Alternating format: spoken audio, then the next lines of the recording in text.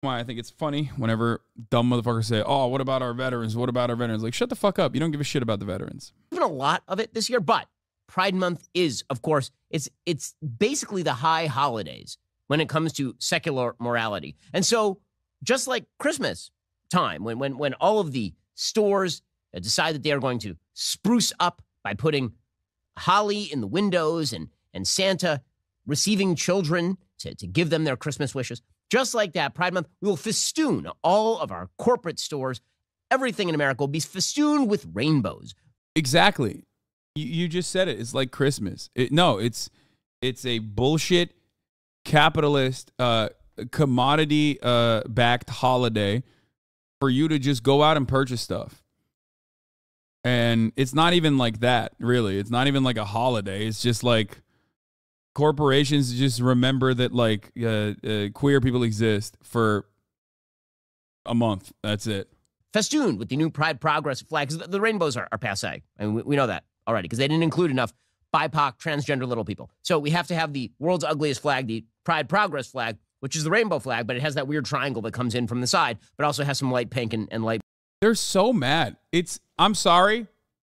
As someone who regularly rips on how ugly the pride flag is, it is the gayest thing you can do, okay?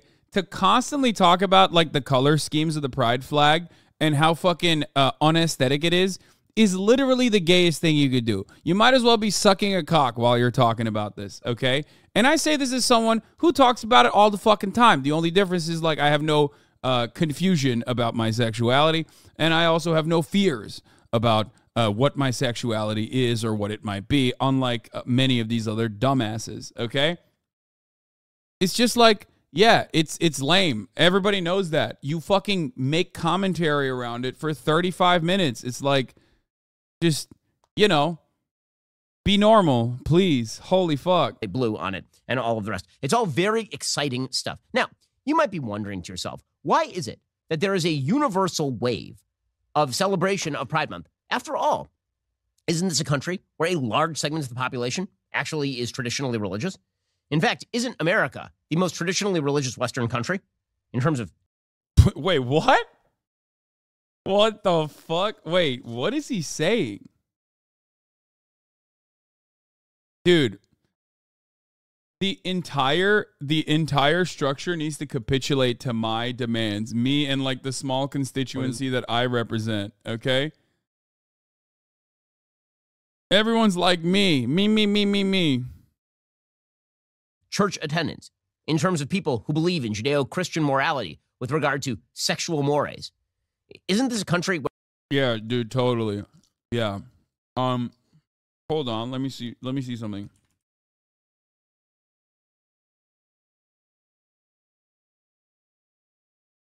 Let's Google it.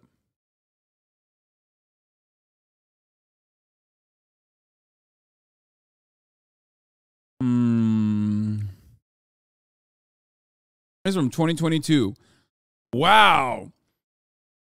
Most favor protecting trans people from discrimination. Okay.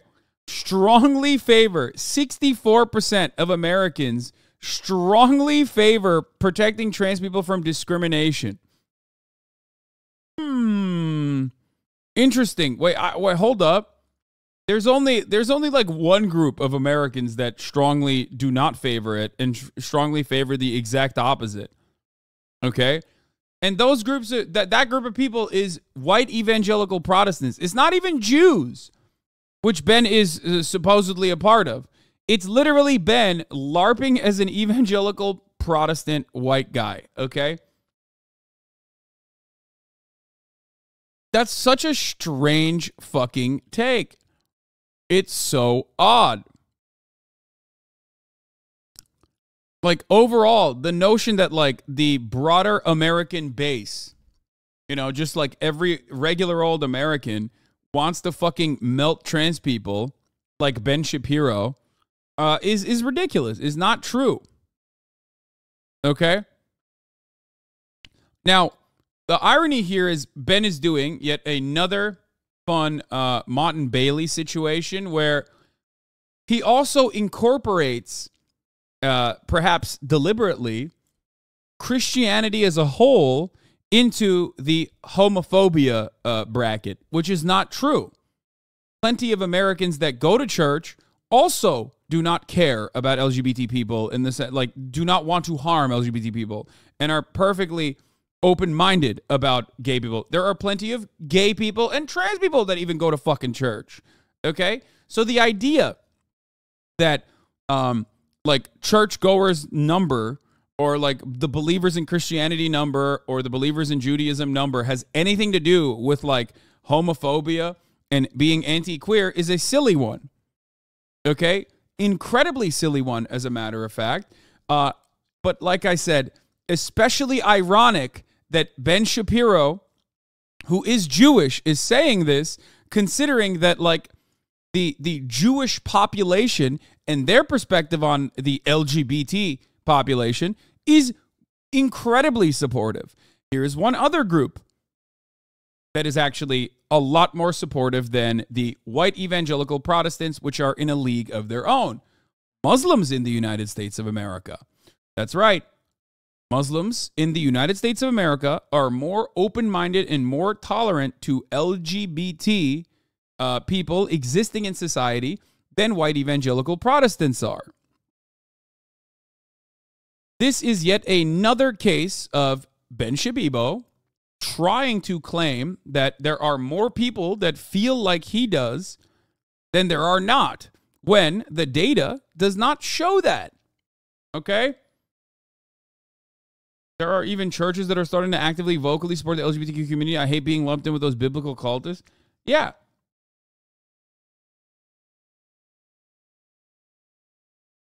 Bro, the fucking, the Catholic Church is woke now. Okay? Stop holding on to this weird notion.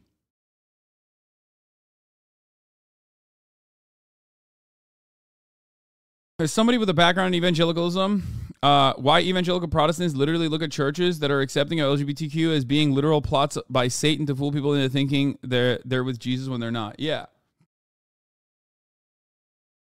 That's why I also laugh at the adult convert movement. You know what I mean? Where it's like, year over year, there has never been an increase in like the number of churchgoers. If anything, there's always a decrease. There's a steady decrease of people who openly state that they believe in a major religion. That's part of the reason why Ben freaks the fuck out. The idea that like it's the exact opposite. One, looping in the entirety of the religious population in this country with like homophobia and associating that is really fucking stupid. And two, the notion that like America is like a very religious nation is also stupid. America's religion is capitalism. America's Bible is the Constitution. That's it. That's the real short and sweet of it. If you're going to be really reductive about it, okay? The United States of America believes in one religion. And that religion is American capitalism, baby. Straight up. So, let's look at church attendance. Attendance by country. The frequency at which Christians attend church services varies greatly around the world. Indonesia is the highest percentage. I would assume that America has like a relatively higher percentage than other OECD nations. Here's the United States church attendance at 41%. Poland at 41%. Get wrecked, Poland. Okay. Venezuela at 41%. Japan at 50%. Jesus Christ. Big L for Japan. Anyway, pre-COVID numbers. I mean, none of that even matters. Ultimately, church attendance cannot be directly tied to LGBT hate, especially in a place like the United States of America. Okay? That's it. Japan is woke now. Exactly.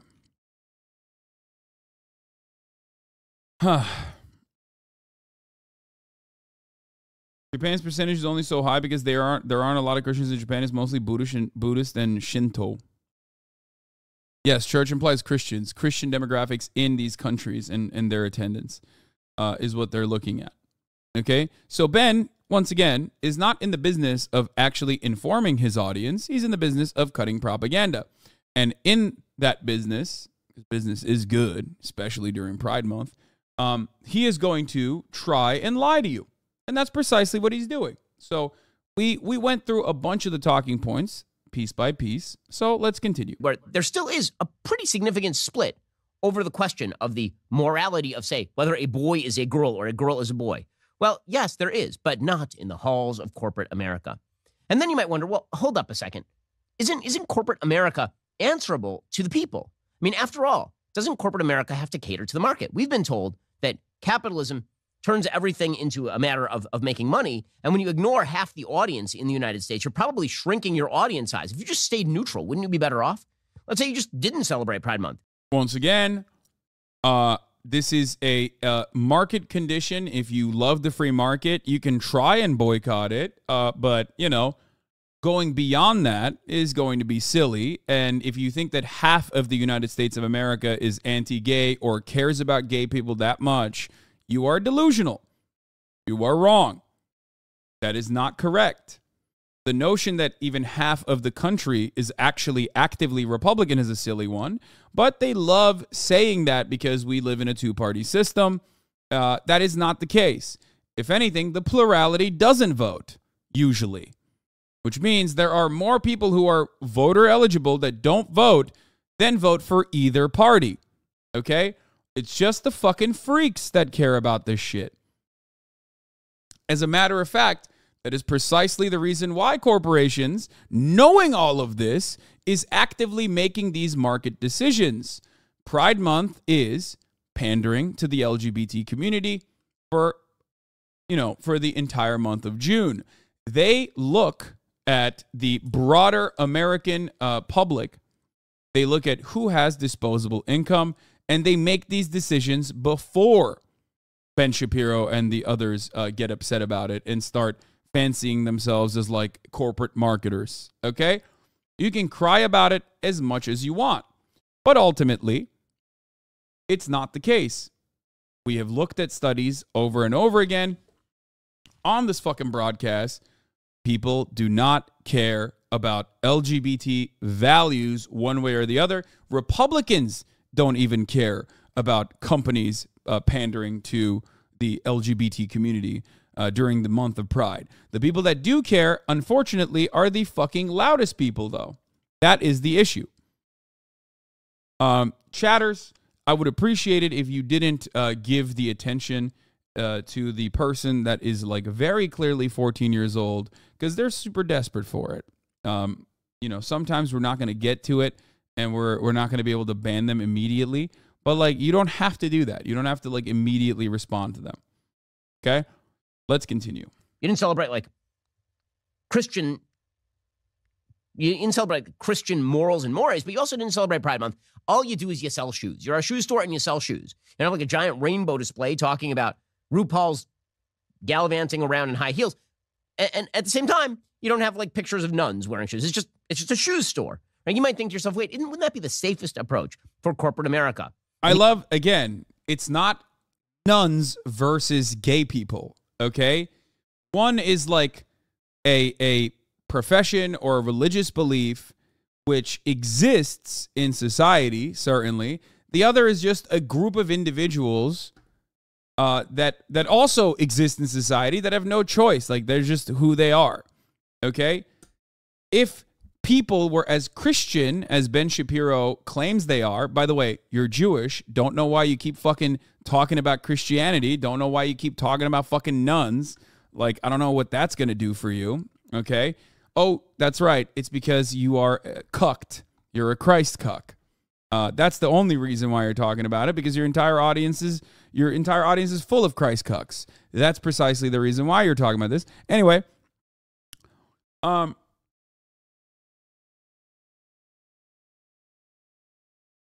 where was I? Oh yeah. If America was as Christ cucked as you claim it is, right? Then corporations would have nuns in display. They would have priests on their displays, because that would mean that is what sells shoes. Okay? But that is not the case. And that's why they're doing the gay outreach for a month. And the answer today is no. The answer today is no. Because here's the thing. We on the right, we've been engaging in a tactic where we pick and we choose a few corporations and we bat them about the ears, and that's good. We should be doing that. But is that going to solve the overall problem of corporate America universally to a corporation backing the LGBTQ plus minus divided by sign I two-spirit agenda? Is that going to solve the problem? Now, it may intimidate some people into something reflecting neutrality, but the problem is that we may be on the point of neutrality at this point. The reason I say this is because there's a Harvard Business School study just a couple of years back. It's like 2014 by James Bailey and Hillary Phillips in Harvard Business Review. And here's what the study looked at. What the study looked at is the views of people on the left and people on the right with regard to how they regard corporations. Do they like corporations? Do they not like corporations? And so what they looked at was a fake corporation. They made up a corporation called Jones Corp. And they basically said that they created a few iterations of it. One was that Jones Corp was a conservative corporation. Iteration number 2 is that it was a neutral corporation. And iteration number 3 is that it was a left-wing corporation. For people who are on the left, if they perceive the corporation as either neutral or left-wing, they're basically indifferent about it. But as soon, literally the moment, that it identified in any way as a conservative corporation, there was a 33% drop in opinion among people of the left. That was not mirrored among people of the right. People of the right. So doesn't that literally fucking go against your perspective? Isn't that precisely the reason why corporations do not care? Also, what the fuck is a left-wing corporation? That is antithetical to left-wing values. I think what he means is like a corporation that's liberal, okay? A corporation that identifies as a libbed-up corporation, which I don't know what the fuck that would be. But regardless, that study is precisely, and many other studies have come out since then, is precisely the reason why companies do not fear making these kinds of, pandering movements once a year. That's it. You're just upset at the indifference that conservatives feel towards companies and the decisions they make towards marketing, and you want to whip your audience up in a frenzy so they behave in the manner that like SJWs behave supposedly. Okay? Basically saw the corporation the same across the board. It's a place that sells me things. But people of the left saw these corporations as innately... Like, you're using this as a value. You're, on the one hand, saying, look, conservatives are above that kind of thing, and it's great. And then you turn around and you fucking say, conservatives shouldn't be above that kind of thing. So which is it? Of the left, which means the neutral space has disappeared. And the right has responded by pointing out, okay, well, if you're saying the neutral space has disappeared, and you are clubbing everybody from neutrality into the left, well, then in order to restore neutrality, maybe we have to pull them back to the right. But maybe neutrality just doesn't exist anymore. Maybe these corporations aren't going to have a safe space where they can just, provide you product without having to engage in this game. And unfortunately, that has become the case because there is a group of people, a group of very elite people who get together on a fairly regular basis in the halls of power, and they decide for all of us exactly what social politics are. I mean, this is so funny because, like, Mr. Pro-Capitalism is upset that, like, the only color capitalists care about is green. You know what I mean? And I've heard him say this a million times over. Capitalism can't be racist because capitalism only cares about green. It cares about consumers. And, like, when those corporations are even, like, pandering, when they're even pandering to gay people for, like, 30 fucking days of the goddamn year, okay, as they still fund Republican right-wing politicians and whatnot for deregulation purposes. Fitzy McFitzface, thank you for the 50 big ones, by the way. Big Oiler in the chat, Fitzy McFitzface. When they do that, when they pander for like 30 days, Ben loses his fucking mind. It's so stupid. Are going to be promulgated every time you go to Target, every time you go to Kohl's, every time you go to Disneyland. There's a broad-based agreement by investment capital firms that they are going to promote left-wing agenda items. And they're going to do it with the backing of government, but also in collusive fashion. They're going to get together and they're all going to universally push ESG, right? Environmental social governance. The S in ESG is what we're talking about here, social governance, meaning they wish to push forward a left-wing social agenda, and you will be told exactly what you are supposed to believe. And if you do not like it, they're counting on your apathy. It's so stupid. Yeah. No, that's not the case. Okay? This is what's so fucking idiotic about this. Like, corporations do not care about changing people's minds unless that change is happening at the point of purchase. That's what corporations care about. Corporations do not care whether you're homophobic or as gay as Rick Perry. Okay? They just care that you go to Target and buy shit at Target. That's it. The notion that a corporation like Target saying, hey, gay people, come shop here. We love you. We care about you for 1 month out of the year is not as dangerous as Ben presents it, no matter how hysterical he gets. Target is not interested in making everyone gay, okay? Target is not capable of making everyone gay. It doesn't work that way. None of this is how things work. But if you listen to Ben Shapiro and you listen to Steven Crowder every single fucking day, you then develop this idiotic understanding of the world. But they can't do that.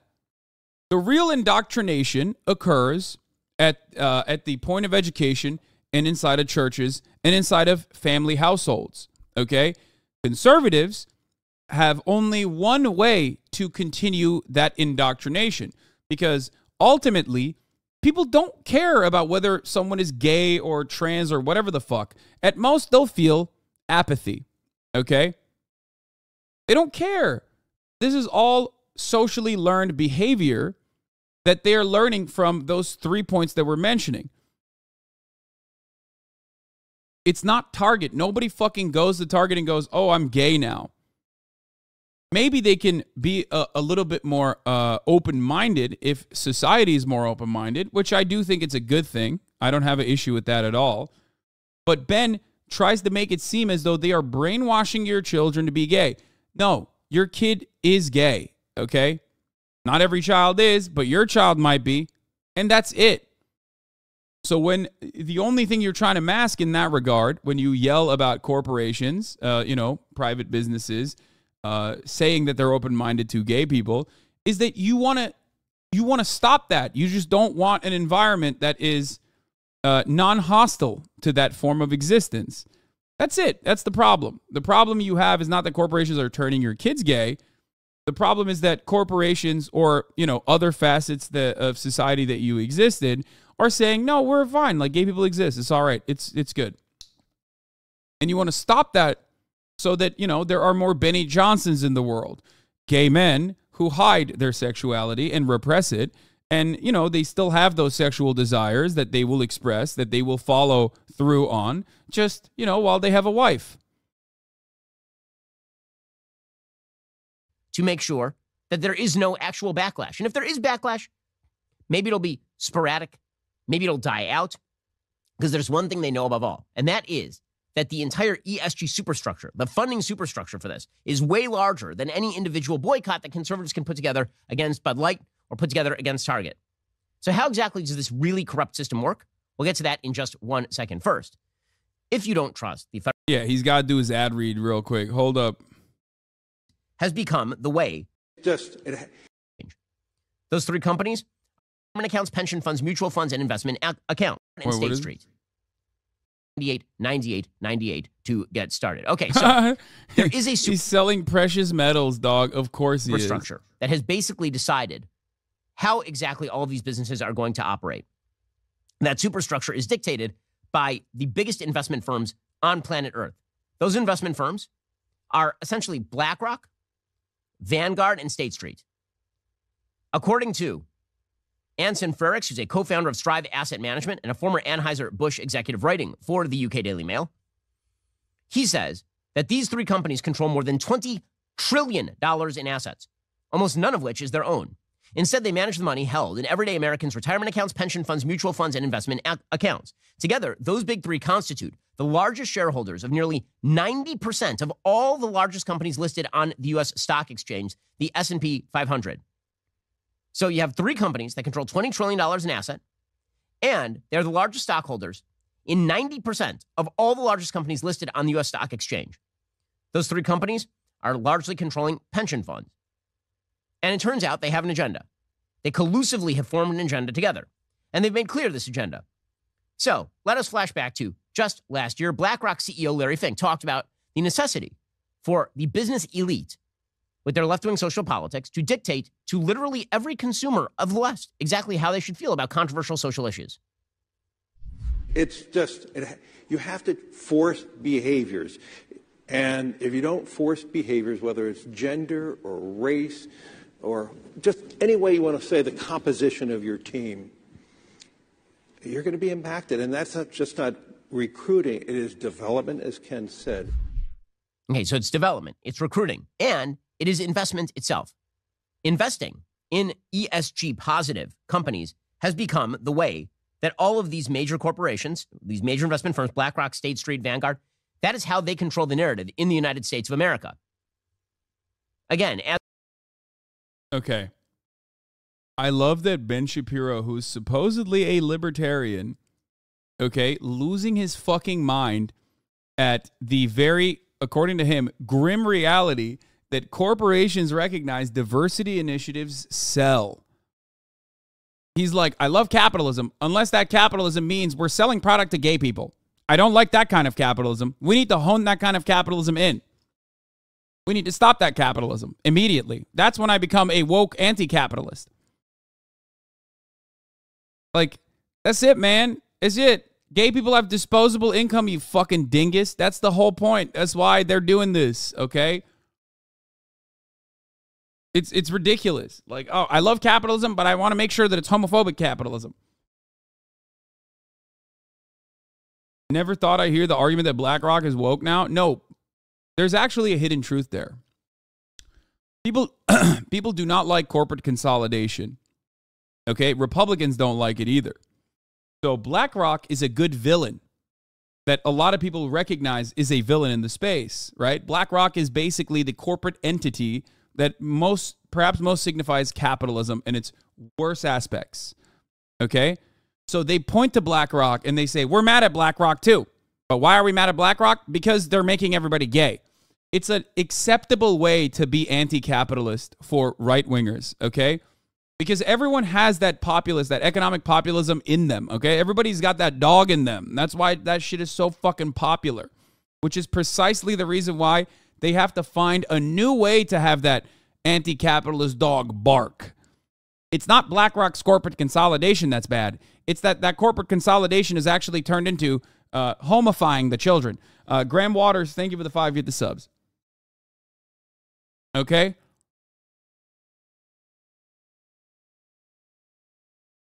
Also, BlackRock is not a woke company by any means. That's it.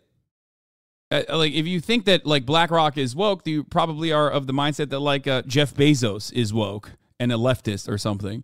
And you are so fucking stupid that I don't know what to tell you. I don't know how I can have a conversation with you because you are living in a different universe. As Frerichs writes, the turning point was 2019. That year, the Business Roundtable, a group of CEOs from America's largest companies, adopted a new statement on the purpose of a corporation, declaring that all companies share a fundamental commitment to all of our stakeholders to promote the larger social good.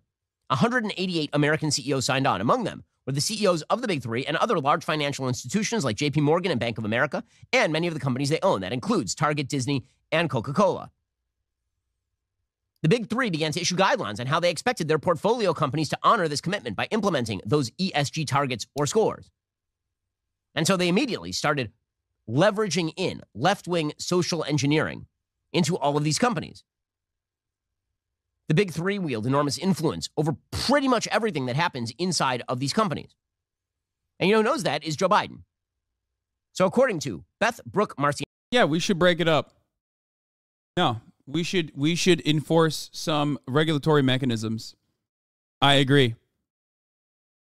I guess Ben and I are both anti-capitalist. I mean, I'm fine with that. I love that, actually. I'm elated at the prospect.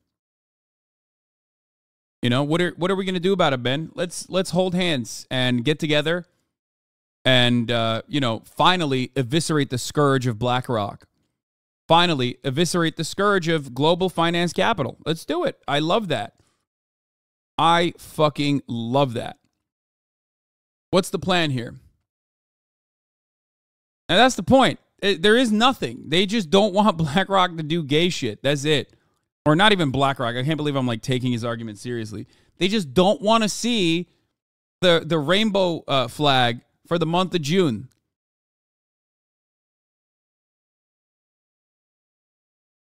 That's the only problem they have. Meanwhile, your audience is suffering from the material harm that corporate consolidation is cultivated and created. A material harm that you defend regularly. Inflation is a very real and deliberate byproduct of the structure that you are currently criticizing. But you don't give a fuck about the inflation aspect. You only care about the gay t-shirts. That is so unserious, okay? So if you are the type of person that has maybe found themselves in this audience because you're like, I fucking hate this Hasan guy, I'm here to tell you, okay? It's the inflation that hurts you. It's not like the existence of gay people, and it's not companies pandering to gay people for like 30 days out of the year, okay? Ben does not want to control inflation. Ben does not want to control companies because that would be considered communism. Okay? He doesn't want that. He just wants to yell like Ron DeSantis did about Disney and keep yelling over and over and over again about these companies just, putting forward statements that they care about gay people. Okay? Sianik, who's the board director and former global vice chair of public policy at Business for Social Responsibility. But it's cool though, because I see this as a pendulum swing, okay? I just need you guys to understand. Maybe I'm too hopeful, maybe I'm dumb, maybe I'm naive. But I do think that this level of hysterical screeching is going to make people annoyed for the most part. Because the more confident these thought leaders get, the more they will push for others to go out and boycott products. Okay? And the more they do that, the more other moderate Republicans or just like regular people are going to be fucking annoyed with them constantly screeching, constantly telling you you're bad or immoral or wrong for consuming something that you want to consume. Because ultimately, this American project revolves around one thing and one thing only: treats that you can easily consume.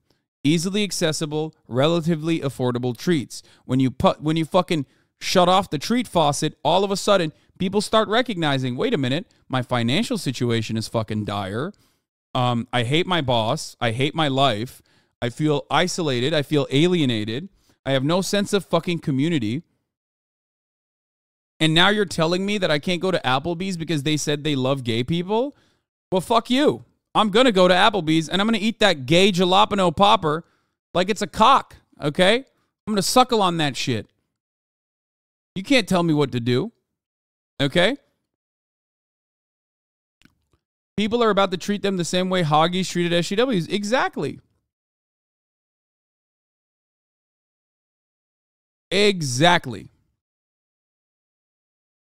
If corporations just like, stand strong for like 3.5 fucking seconds, they will literally recognize that they're not going to take a massive hit and that these guys will just come across as like screeching fucking losers.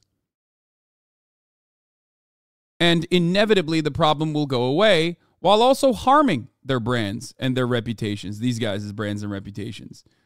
Because look, the greatest example I can use is one that Ben literally agrees with. Hogwarts Legacy. We always go back to that over and over again, okay? People want to play the game. People want to feel like they're in Hogwarts. People want to feel like they're kids again. Okay, so when you tell people like, oh no, don't consume this thing, don't consume this product, okay, then people are going to say, no, I want to consume this product. Disney is a great example of this as well. You tell people like, oh no, you should feel bad about going to Disney. They're going to be like, fuck you. I'm going to take my kids to fucking Disney. I don't give a shit how gay it is, okay? I like Disney a lot more than I like you, Ben Shapiro, is going to be the answer. Which is, again, an interest group that is involved in this sort of nonsense. Joe Biden approached Beth Brooke Marcianick and actually told her that companies should force change, that there was stuff he could not do at a governmental level because it would be a violation of free speech, but he wants government not to force the change. Government will work hand in glove with major corporations to force the kind of change that Joe Biden would like to see. So the PGLE, Partnership for Global LGBTI Equality, this is a group that was formed in collaboration with the World Economic Forum after 5 or 6 years of working behind the scenes with senior leaders at just a handful of companies. This organization was founded in January of 2019, but there's strength in numbers. So with the platform of the World Economic Forum, the power of the UN, and then finally, the strength in the companies working together, where when you combine the economies, the corporate economies of those 14 countries, we're bigger than a lot of countries. So tremendous power. In Davos a couple of years ago, Vice President Biden met privately with those of us working behind the scenes, and he sat down with us and looked us in the eye, and he said, you companies can do what we government cannot and will never do. You can do what government cannot do. Namely, you can force compliance. You can essentially make it impossible to find a corporation that is not mirroring the left-wing social agenda when it comes to things like Pride Month. The organization that Beth Brooke Marcianick is referring to there, the PGLE, is the Partnership for Global LGBTIQ+ Equality. So what exactly do they do? Well, they're a consortium of 270+ major businesses, including Accenture, Airbnb, Google, Pfizer, Paramount, PepsiCo, PayPal, Hyatt, Procter & Gamble. It's hard to find a major... Wow, the government is working hand in hand with corporations? That's crazy. Wow, I hate that. We should do something about that. We should punish these corporations and punish the government too, actually. Are we calling these people CJWs, not Christian Justice Warriors? I love the fake anti-corporate stance that these fucking goons present, because corporations have decided to color their fucking storefronts with the rainbow colors for 30 days. It's great. And you're going to hear a lot more of this, by the way.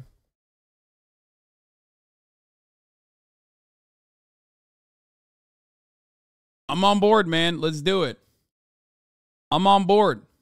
Corporation in America that is not on that list. And what exactly do they do? Well, they agree to abide by the standards of conduct. What are the standards of conduct for all of these major corporations that are quote-unquote partners with the PGLE? Well, they have a few different standards. They're produced in collaboration with the Institute for Human Rights and Business, based on UN guiding principles on business and human rights. You got the UN dictating these particular standards. And those standards include the idea that businesses are encouraged to contribute to stopping human rights abuses in the countries in which they operate. So how do they define human rights abuses? Anything opposing the LGBTQI+ agenda. In doing so, they should consult with local communities to identify steps they might take, including public advocacy, collective action, social dialogue, support for LGBTIQ+ organizations, and challenging abusive government actions. So all of these corporations have agreed to become tools of the left-wing social agenda. Again, why are they doing that? It doesn't run with their bottom line. It certainly doesn't favor the interests of their shareholders, all of whom theoretically should want to reach out to customers of all political persuasions and all religious persuasions. Now, the reason that they're doing this is because all of the major investment firms that own a giant chunk of their stock are left-wing institutions. State Street, BlackRock, Vanguard. That is the entire plan right here. And they have also leveraged this into organizations that basically govern companies that aren't even involved in this. So let's say that you're a company that is just on the NASDAQ. And just as a NASDAQ-listed company, you don't feel the necessity to sign on with the PGLE. You're not even a consumer-facing brand. Let's say that you're an R&D brand. You're just in some industry where you're doing R&D in tech or biotech or something. Why should you sign on to any of this stuff? It's not like you have a store and people are walking in and need to see the Pride Progress flag or something. So why do you sign on to that? Well, the answer is number one. Again, all of these major corporations that are big stockholders in public corporations, they have decided that they are going to essentially threaten to withdraw their money and undercut your stock price if you refuse to do what they say. Not only that, but they've also institutionally captured places like the NASDAQ itself. So the NASDAQ itself approved a rule on August 6th, 2021 to encourage greater board diversity and to require board diversity disclosures for NASDAQ-listed companies. What does that mean? It means that companies must disclose in a standardized matrix set forth in the rule the total number of company board members and how those board members self-identify regarding gender, predefined race, and ethnicity categories, plus LGBT. Folks, the stock exchange has gone gay. With this logic, if under the Trump presidency, if the corporations continue doing what they're doing, Trump is an LGBTQ ally. Yeah. For the record, every single fucking thing that these corporations are doing with like diversity initiatives and whatnot is so they can, again, boost their stock prices. There's empirical evidence that shows that corporate structures with C-suite executives having a more diverse board of executives actually creates a better environment, okay? And then also on top of that, these companies are actually more profitable. The more diverse the board, the more profitable they are, okay? So the idea that this is like, done again for some other like secret reason, some other nefarious reason is stupid, okay? That's it.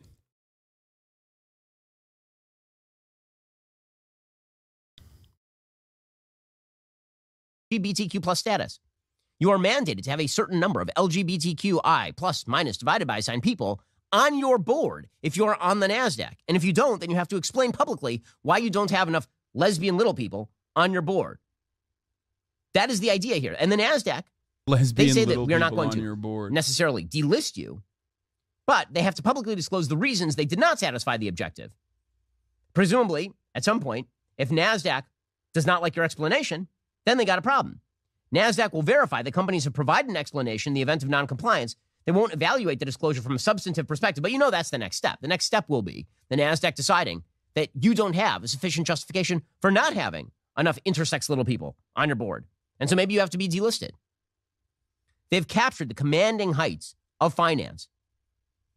And not only have they captured the commanding heights of finance, they've combined with government in order to do so. Because remember, there was an attempt at the state level in places like Florida to essentially ban the use of ESG in investment decisions. The Republicans in Congress tried to do this. The Republicans in Congress passed a bill essentially saying that from now on, corporations are answerable to their shareholders. They should not be using external factors like ESG to define their mission. And Joe Biden stepped in and said, nope, we're not going to do that. Joe Biden stepped in and he said, no, we are not going to allow that. ESG must be a defining factor of how investments get done. Of course he wants that to happen. He literally said he wants that to happen. So you now have the merger of government and corporate interest in pushing a left-wing social agenda. And of course, if you're a big firm like Vanguard or State Street, you know where your bread is buttered. It's buttered by the federal government. The federal government, the SEC, governs you. Republicans don't use the SEC generally to threaten corporations one way or another, but the left certainly does. The left is perfectly happy to use the SEC to threaten mergers and acquisitions they don't particularly like. So if you are State Street, Vanguard, BlackRock, sure, your leadership might be into ESG, but it very well might be the case that you just don't like regulatory agencies breathing down your neck. And so the bottom line here is that you now have a... Dude, I love the idea that the feckless Democrats are actually utilizing the SEC to like homosexualize the fucking corporate structure, the corporate boards. This is, again...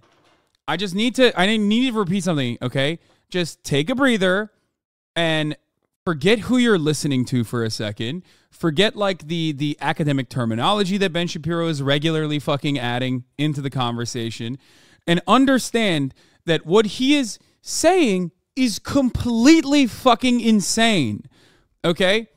What he's describing right now is no different than what a carnival barker would say. It is no different than what someone who's on a soapbox at the fucking subway station would be screaming.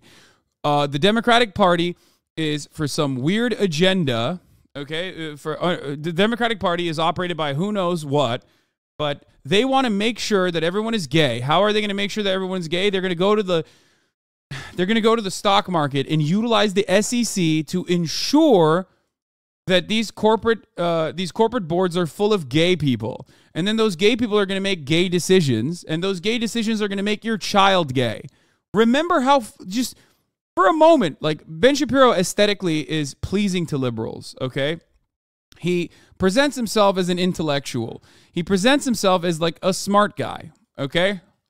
So it's oftentimes he's very good at presenting his points as though they are valid, even if you're like a normie or a moderate. You can listen to him and go, this guy seems like a smart guy. He speaks very fast. Okay, so that's the reason why you have to, like, again, remove yourself from the conversation for a brief moment, take a deep breath, and just like take a snapshot of like the entire argument itself. It's basically the same Pepe Silvia bullshit. Some of the funnier parts about it is that, like, BlackRock is supposedly left-wing. You know what I mean? Like, these mega corporations are actually left-wing. There's nothing left-wing about venture capital. There's nothing left-wing about hedge funds, okay? The idea that BlackRock is a left-wing institution is the dumbest fucking thing I've ever heard. Almost as dumb as the idea that the Democratic Party would somehow try to use any government agency to force these corporations into doing anything as stupid as like trying to ensure that there are more gay people in their boards, okay? That would then also somehow turn around and make gay decisions that will make your children gay, okay? If you follow the fucking script that they're pushing forward, if you follow the script that they're trying to present here, you realize it's completely and utterly insane. Okay? Don't get swept up in the aesthetics. Because, as we all know, the Democratic Party is feckless. They cannot even take down Kevin fucking McCarthy. Okay? They cannot even deal with Kevin McCarthy. They are just two sides of the same corporate structure focused coin. And they're just, they're doing the same shit that the Republican Party is doing. That's it. Okay? For the most part. The idea that they would, like, push the corporations to do anything is silly, is ludicrous.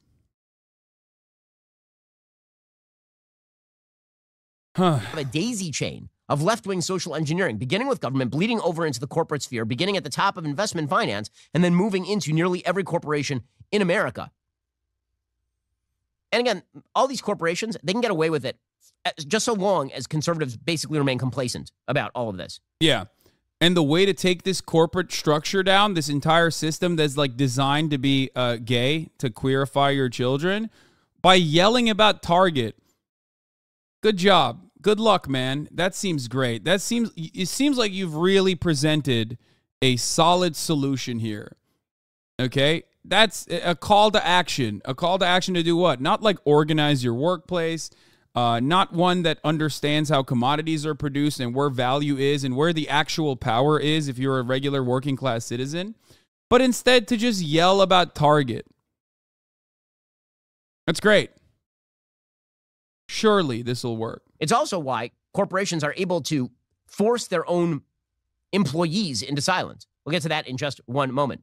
First, I got to tell you. Another fucking ad break. Jesus Christ, dude. Like, y'all complain about the top of the hour ad break, which comes once at the top of every hour, okay? Which you can literally avoid for $5 or for free.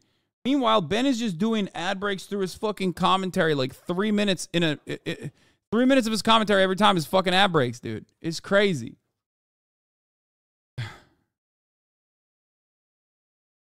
Anyway, like I said, the top of the hour is upon us. And if you no longer want to see those ads, all you need to do is subscribe.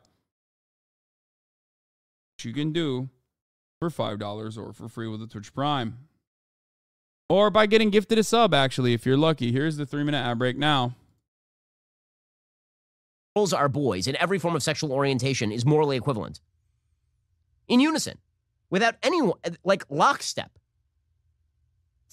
Goose stepping forward, all in unison. I mean, it's an amazing. Yeah, they're doing Nazi homo. They're doing homo Nazi stuff. Amazing thing.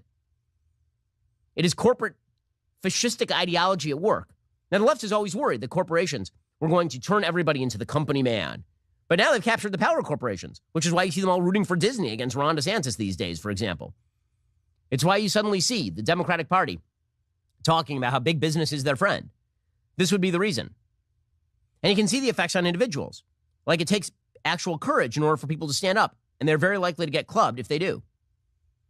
So to take an example, the LA Dodgers recently got themselves into hot water because, again, they're a major corporation, the LA Dodgers. And the only way to explain what they are doing, the LA Dodgers, is to understand that they do not feel bound by their own customer base. The LA Dodger customer base is heavily Hispanic and heavily Catholic. I know, I used to live in LA. And yet they decided to slap Catholics in the face by hosting an LGBTQI plus minus divided by sign Pride Night featuring the Sisters of Perpetual Indulgence, an anti-Catholic hate group that is designed in order to mock Catholics with perverse displays. And then they backed off of it. And then when they were clubbed from the other side, when they were clubbed by the left, they decided to go back and do it again.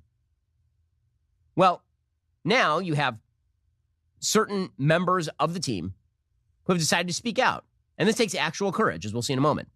So one of those people is a pitcher named Trevor Williams. He is a right-handed pitcher for the Washington Nationals. And he wrote, quote, "As a devout Catholic, I'm deeply troubled by the Dodgers' decision to reinvite and honor the group." This is great. I was literally going to talk about this anyway. I'm glad that Ben is covering it. Oh, courage. Courage is when you're like, oh, man, full cop Bud Light, brother. Fucking hell yeah, dude. How courageous, how bold.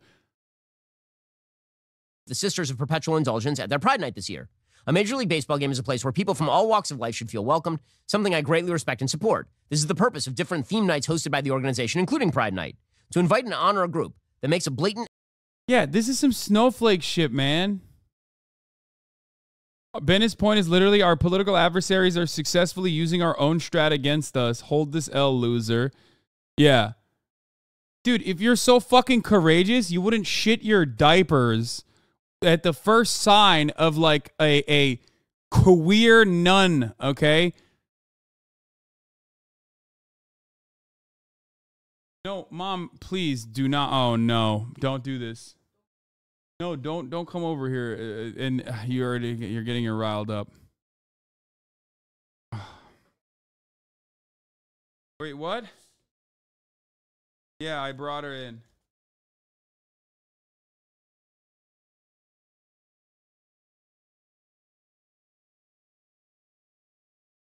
Okay. As I was saying, yeah, okay. Well, there you go.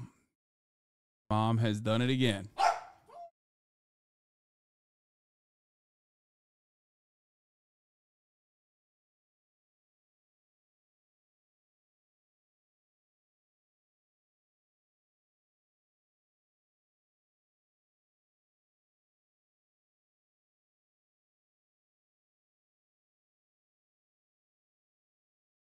Don't worry about it. Bakma bile oraya buraya. Anyway. Funniest part is my mom will always be like, it's so hard to raise a child with grandparents in the house. So hard to raise you guys when your grandparents visited. And it's like, she's not doing it on purpose. She's not. So it's fine. But, you know, you become the grandparent at a certain point, I guess.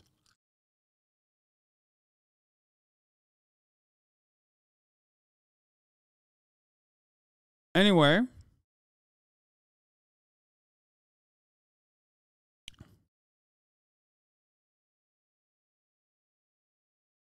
New anti-gay hawk conspiracy just dropped. Okay. Before we get to that, where the fuck were we? We talked about church attendance, all this shit. We debunked all that. So I was outside when Ben was covering this part, but this is the second part of the story. There is some pitcher guy who came out and released this statement. A right-handed pitcher for the Washington Nationals. And he wrote, quote, "As a devout Catholic, I'm deeply troubled by the Dodgers' decision to reinvite and honor the group of the Sisters of Perpetual Indulgence at their Pride Night this year. A Major League Baseball game is a place where people from all walks of life should feel welcomed, something I greatly respect and support. This is the purpose..." Except they're making a mockery of my religion. It's like Ben literally said two things here that I find really funny. One, He said that the Los Angeles Dodgers have a devoutly Catholic fan base. Okay? Which is a hilarious take. Is Los Angeles inside of the boundaries of godless California, where every single person is fornicating and they're absolutely and unimaginably away from God? Or is it a nation state in and of itself with supremely devout Catholic Latino Dodgers fans? It's closer to the first argument is closer to the reality here in Los Angeles, okay?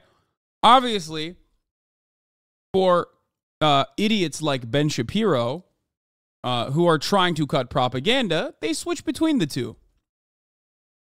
In LA, especially, though, even the fucking churches are gay, dog. Once again, remember, it's Los Angeles.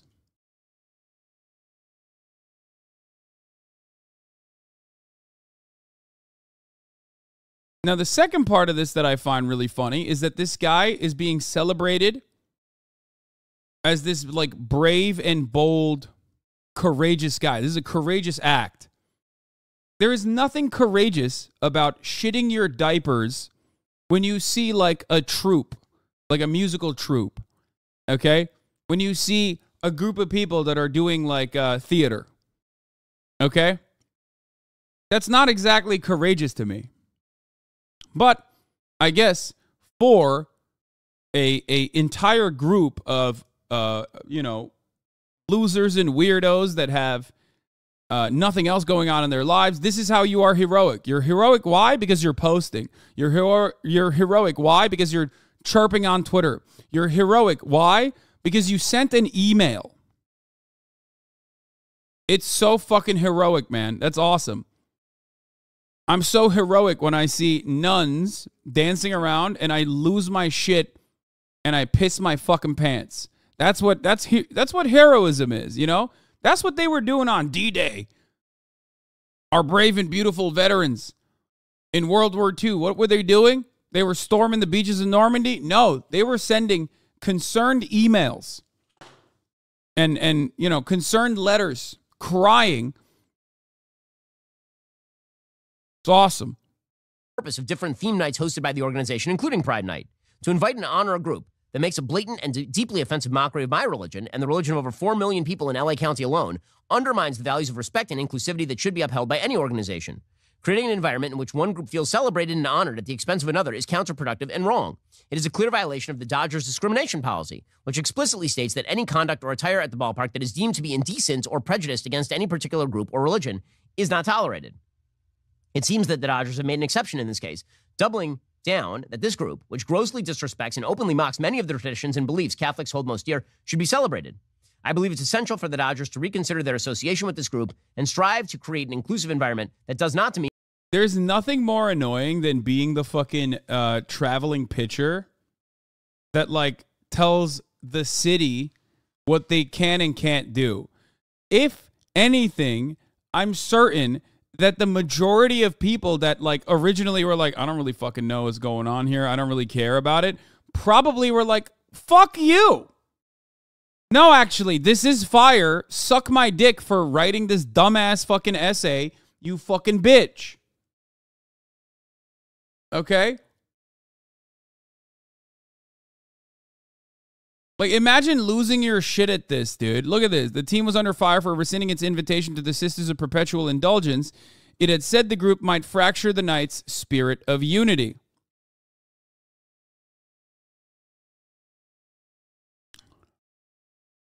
On May 17th, after Senator Marco Rubio of Florida decried the group's inclusion, the Dodgers rescinded its invitation. What are you doing? Like, what are you doing? We're gonna listen to some dumb fucking Florida? Who gives a shit? Suck my dick. Stay in fucking Florida, little Marco. Okay? Where you can have some level of control over whatever the fuck you want to see on your TV. Why do you give a shit about what's going on in Los Angeles?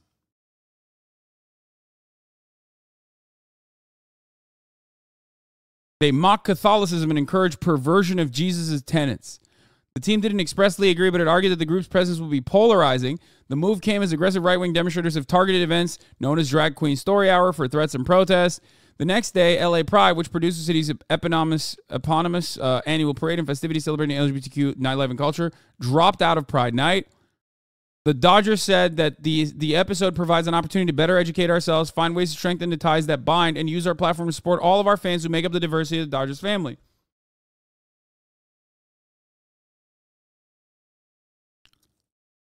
It is so ridiculous. Like, I don't even give a shit about, look, I don't give a shit about baseball, okay? But I do know Los Angeles, and I know people in LA, okay? When they hear someone like fucking Marco Rubio talk shit, they're going to lose their minds. Look, there's one thing. California gets a lot of shit wrong. Los Angeles gets a lot of shit wrong. But if you're from here, if you live here for an extended period of time, there is a sense of like superiority that a lot of people in LA and in California in particular feel, especially when compared to other states. Okay? Because it also does have, it also does get a lot of things right. Like, our gun laws are pretty fucking good. That is the reason why we have significantly lower rates of gun violence in Los Angeles and in California in general than the national average. Okay? People say crime is out of control in California. That is not the case. Crime in general also is lower in California than other places. Okay? And that's the kind of, it's privilege is what we should feel, not superiority. I'm just talking about the average person. Like, when you have the average Joe thinking about like living in California and how they live in California, how they love California, how they love the Dodgers, how they love Los Angeles, and you got like a Floridian asshat, especially, fucking talking shit about what California can and can't do, they're not going to react positively to that. They're going to, even if they personally didn't care about the fucking nuns or didn't even like it, they're going to be like, oh, no, fuck you. Okay? 100%. Especially when compared to Florida, because Florida, okay, Florida has a real bad rap out here, like 100%. For example, that dude that came from Miami-Dade County to lead the and basically manage the LAUSD was immediately criticized when the staffers in schools were actually protesting. He was immediately criticized because he was a fucking Florida guy. Like, they were like, what the fuck? What are you doing? Don't turn my California education system into Florida. Fuck you. And that was a very good way to argue against this kind of management.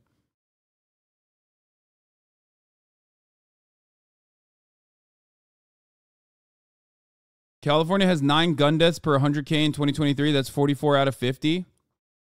Like what? The 44th lowest is what you're saying, right?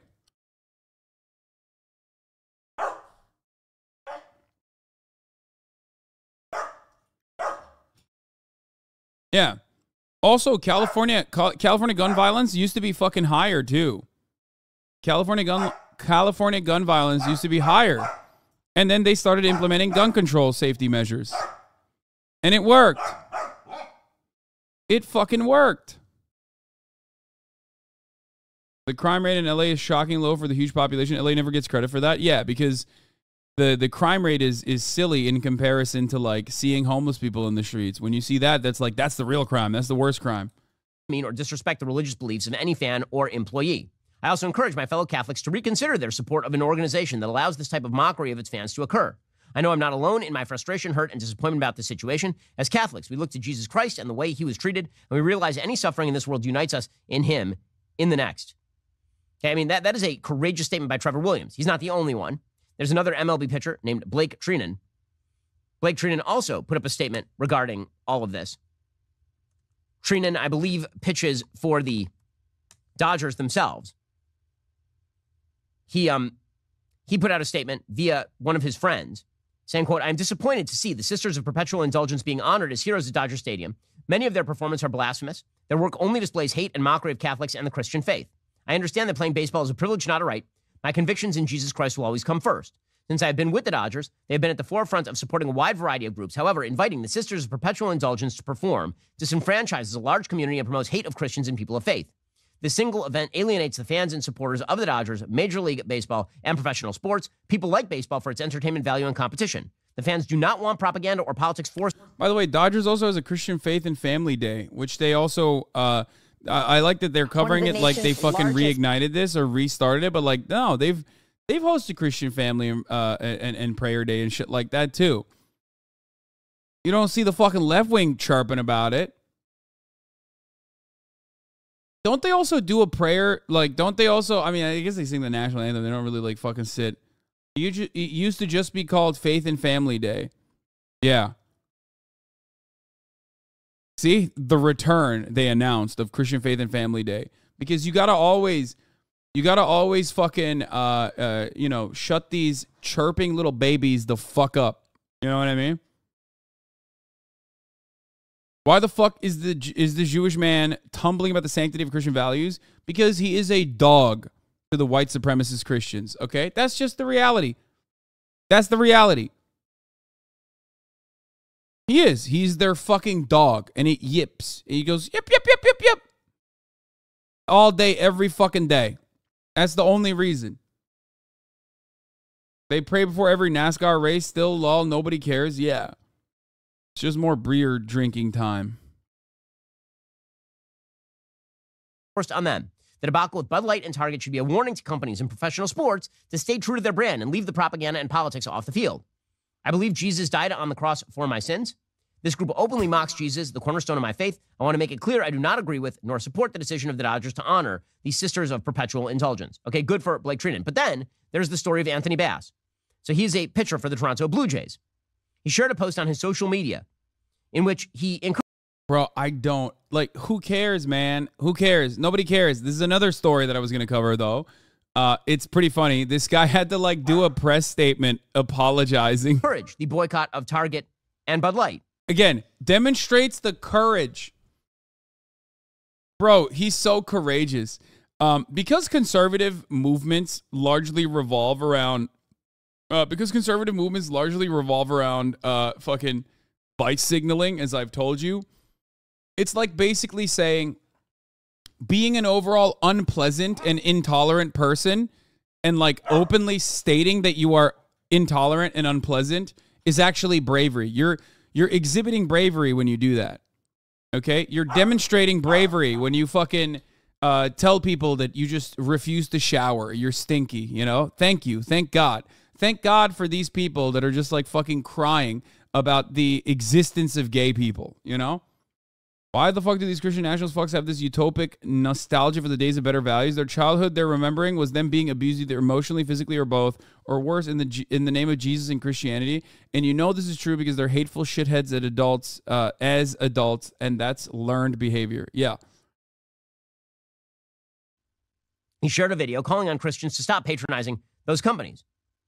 The original video said, quote, here's the reason biblically why I believe Christians have got to be boycotting Target, Bud Light, and any other corporation that's pushing the things they're pushing. This is evil. This is demonic. We won't stand for it. We're not going to go to the stores anymore. We're not going to give them any of our money. Bass was then forced, presumably by the Toronto Blue Jays organization, to apologize for his own religious convictions. Here we go. I recognized yesterday. No, man. It's not an apology for your religious convictions. It's an apology for using your religious convictions to be bigoted towards an entire group of people. That's it. Why can't you make this, like, how many other fucking Christians exist on the roster? I'm sure the majority of the Toronto Blue Jays are fucking Christian, okay? The difference is they're not trying to weaponize their Christianity to chirp about gay people. That's it, okay? And this would never work for any other reason. Like, ironically, when Muslims do this, Ben is the first to be like, look how barbaric these Muslims are. Okay? That's the most hilarious part about it is that, like, if there is a Muslim group anywhere around the planet that is like, yeah, fuck gay people. We don't like that. We don't fuck with that. Ben's like, look how barbaric they are. Look how awful they are. These Muslims, they're terrible. They're doing Sharia law. You don't want that. And it's like, at a certain point, you have to recognize... Okay, at a certain point, you have to recognize that, like, it's just It's just fundamentalist people that Ben likes versus fundamentalist people that Ben doesn't like. Okay? He has no fucking convictions. I made a post that was hurtful to the Pride community, which includes friends of mine and close. Is it bigotry or for calling for a boycott of the current / potential advertiser? It's why they're calling for a boycott, okay? Make no mistake. They're not fucking calling for a boycott because Target is like, I don't know, Target was found to be destroying the natural wildlife or something, or dumping toxic chemicals in the fucking water supply in one of their factories. If he was calling for a boycott for that particular reason, or calling for a boycott for I don't know, the lack of like environmental initiatives that Target has or whatever, no one would be freaking out about it. Okay, he's calling for a boycott because Target put fucking a gay person, or sorry, Bud Light worked with a trans person one fucking time and everybody got mad about it, and Target is selling rainbow merchandise. Okay? That's it. That's the reason why people are like, yeah, that's fucking stupid. Shut the fuck up. You're a bigoted piece of shit. That's it. Let's be real. It's both? What do you mean it's both?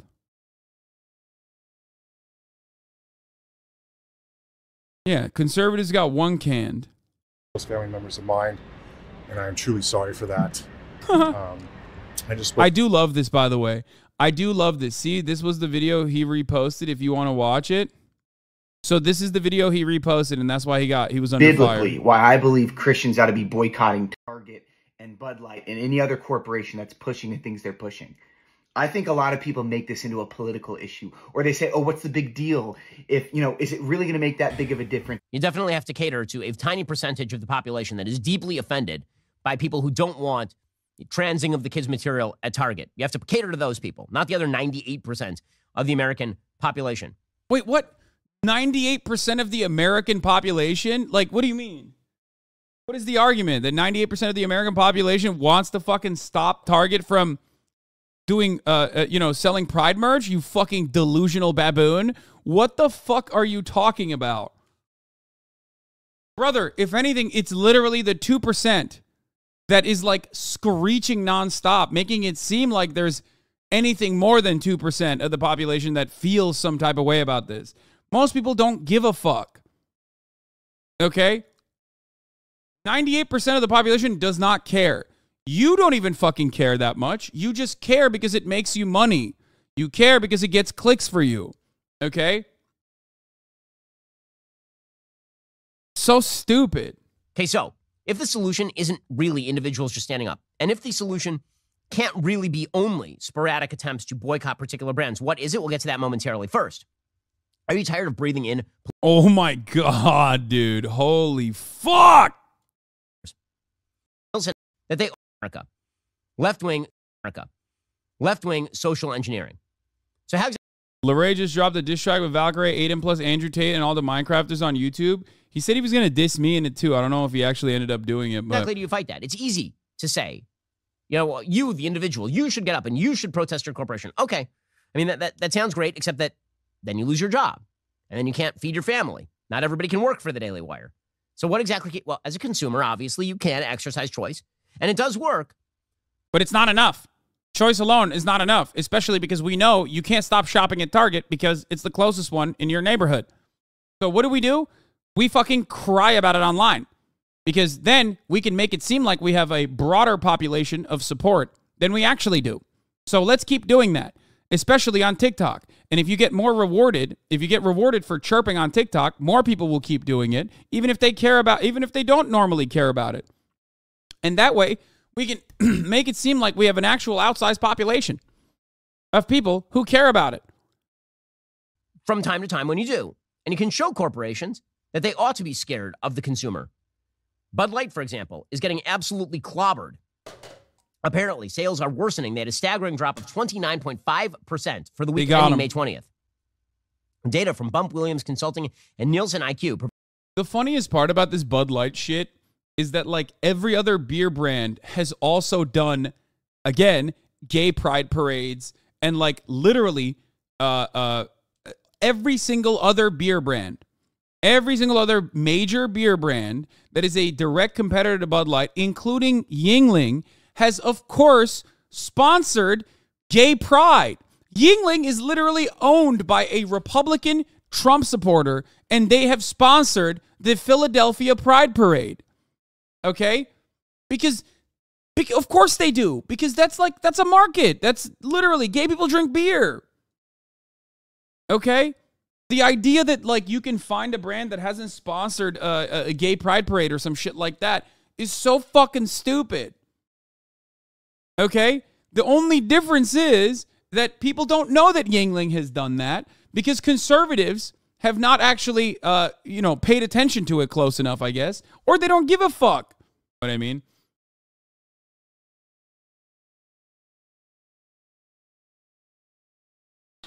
So poor, I have to watch HasanAbi and not HasanAbi. Yeah, I hate when that happens. I'm sorry, chatter. Provided to Newsweek shows that sales by volume are down almost 30% for the week ending May 20th compared to last year. Sales are down 25.7% for revenue compared to the same time window. This is a bloodbath. Anheuser-Busch InBev stock is getting crushed since the start of April. Beers are selling for pennies, and there is no end in sight. Now, it is worthwhile noticing here that one of the reasons why this has been a successful boycott and will continue to be a successful boycott is because the alternatives are readily available, meaning all you have to do, you're at the grocery store. You don't like Bud Light because Bud Light decided that they were going to push Dylan Mulvaney, a man masquerading as a woman, as a spokesperson. So instead, you turn 6 inches to your right and you pick up some Coors. And actually what you can see is that Bud Light sales are down 25% and Coors Light sales are up 25%. Everybody moved from one brand to another. What happens when you're talking about a universal wave of companies all mirroring the Pride Month celebratory morality? What happens when that happens? How do you fight that? The answer here is going to be a bevy of lawsuits. Okay, this is going to be legislation and lawsuits. Because what we are watching right now is illegal collusion between these companies. I've used the word collusion, but it actually is legal collusion. So there are two separate lines of attack that are going to have to be used legally in order to break up this corporate oligopoly. Okay, line number one is going to be, this is anti-competitive. This is a violation of basic antitrust law. That's the case made by the Texas Policy Center. They say the seminal antitrust law in the United States, the Sherman Act of 1890, prohibits every contract, combination, or conspiracy in restraint of trade or commerce. To protect consumers across the economy, courts have interpreted this law to prohibit unreasonable agreements in restraint of trade. Anti-competitive conduct enriches the few, members of a cartel, at the expense of everybody else, harming free markets, ultimately consumers, through higher prices and reduced output.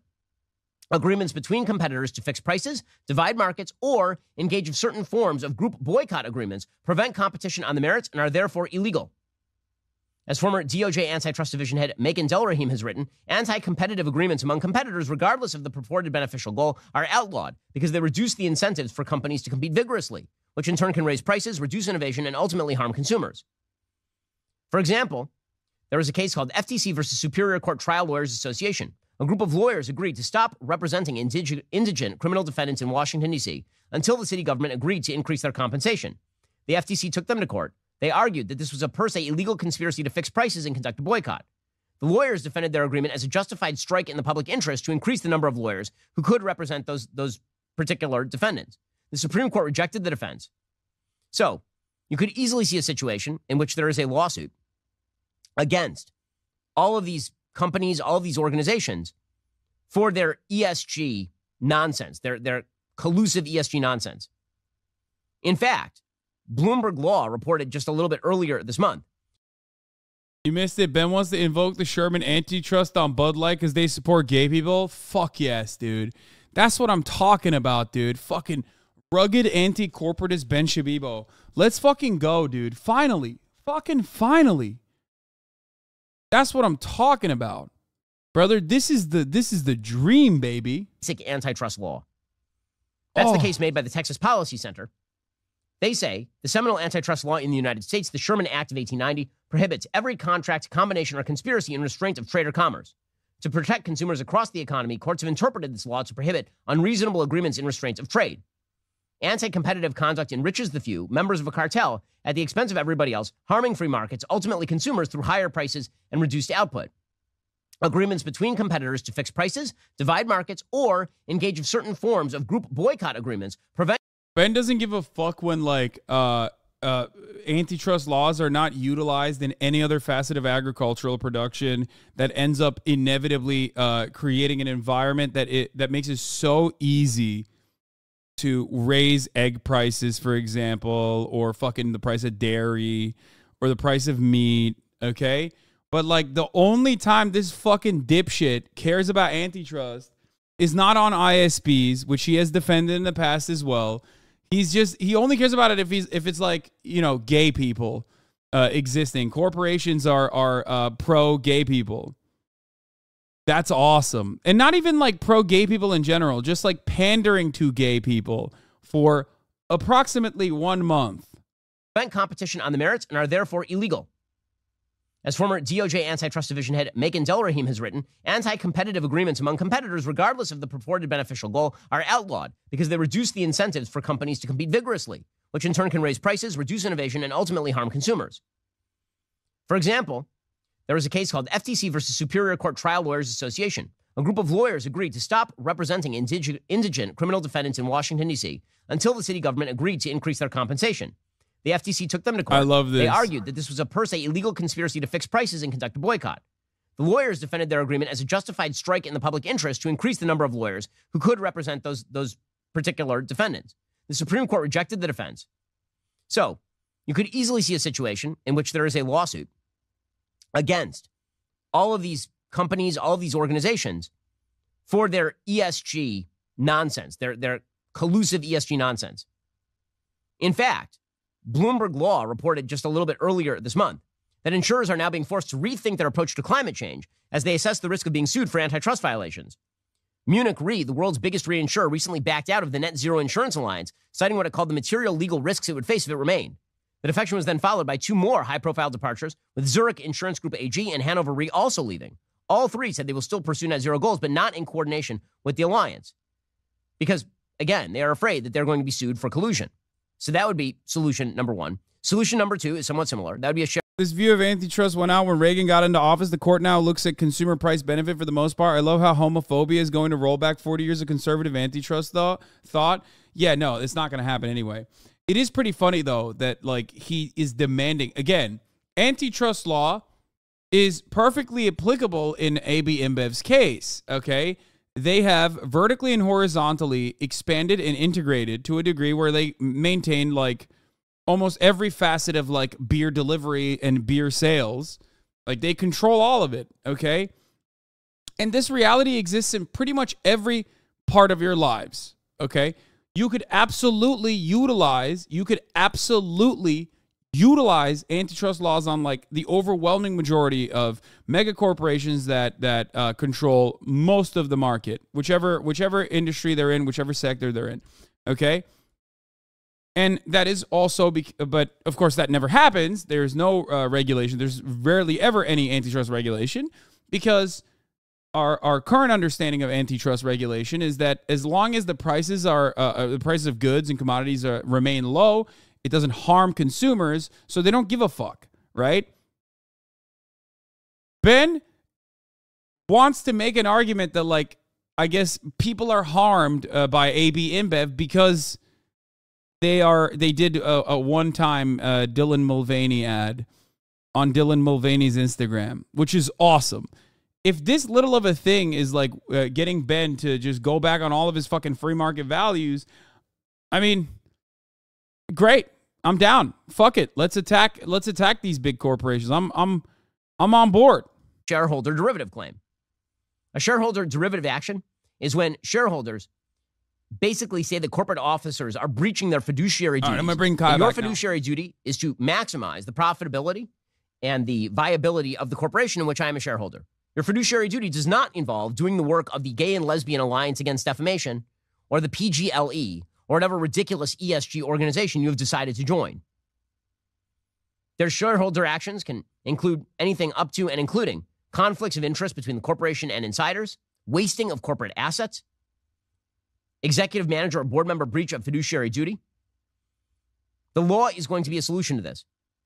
And the law will also be a solution in terms of legislation. It's one reason why Republicans are going to actually have to win. You know, there's no substitute for victory because Joe Biden sits in the presidency right now. And President Biden has basically vowed that he was going to veto any ESG rule. You'll recall it was not all that long, it was March, when he rejected a Republican proposal to prevent pension fund managers from basing investment decisions on factors like climate change. Of course, because he's literally encouraging all of this. The House GOP tried to override that Biden veto. They just didn't have the votes to do it. The override failed on a 219-200 vote along party lines. But if Republicans were to win the House and win the Senate and win the presidency, they could actually pass a law to ban ESG investing, which would be necessary in order to restore competition in the marketplace. Also, presumably, the FTC could look at things like collusion if it were not ruled by members of the left wing. But this is going to have to stop. Because what we're watching here is not merely, the press wants to portray this as just a shift in generalized American public opinion. That's not what's happening here. What's happening here is a cram down, again, from the highest levels of our culture. Okay, in just 1 second, we're going to take a look at the weird alliance that is now forming between Andrew Cuomo and Donald Trump. It's very, very strange. First, abortion is the leading cause of death among infants in the United States and on planet Earth. Sadly, with the abortion pill accounting for over 50% of all abortions, babies' lives are even at great. All right, that's it. Finally. I find them? Yeah. Yes, please. In Ben's capitalistic world, shouldn't he be rallying against ISPs as more competition would give him more viewers and customers for Daily Wire? No, because Ben has to hand it to the fucking corporations.